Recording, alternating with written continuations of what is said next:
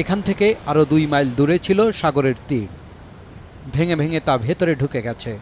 বেড়িবাঁধ ভেঙে সাগরের আগ্রাসন হয়েছে কুয়াকাটার পেটের ভেতরে। এই উঁচু উঁচু কিলা এর থেকে উঁচু উঁচু কিলা আছে।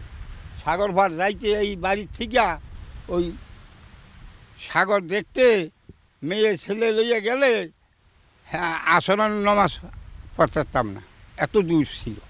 অনেক ভাঙছে স্যার, আর এখনও তো স্যার ভাঙতে আছে। এই ব্লকের পর স্যার রাস্তা হলে সেই রাস্তা চলে গেছে। তবে ব্লক ফেলে সমুদ্রের ভাঙন ঠেকানোর চেষ্টা হচ্ছে। সেই ব্লক ফেলা হচ্ছে ধীর গতিতে।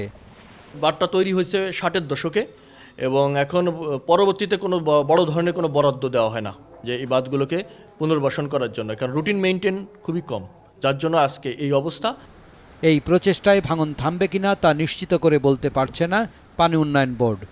আসলে এখানে কোনো ইরোশন নাই।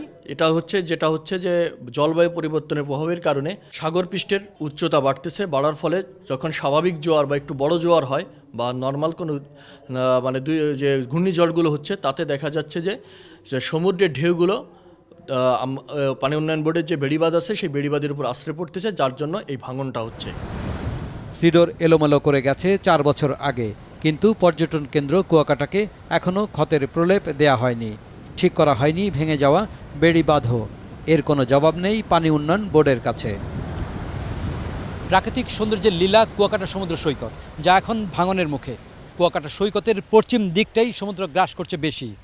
এই ভাঙন রোধ করা না গেলে হয়তো এই সৌন্দর্য একদিন নিশ্চিহ্ন হয়ে যাবে। রাশেদ আহমেদ, মাছরাঙা সংবাদ, কুয়াকাটা, পটুয়াখালী।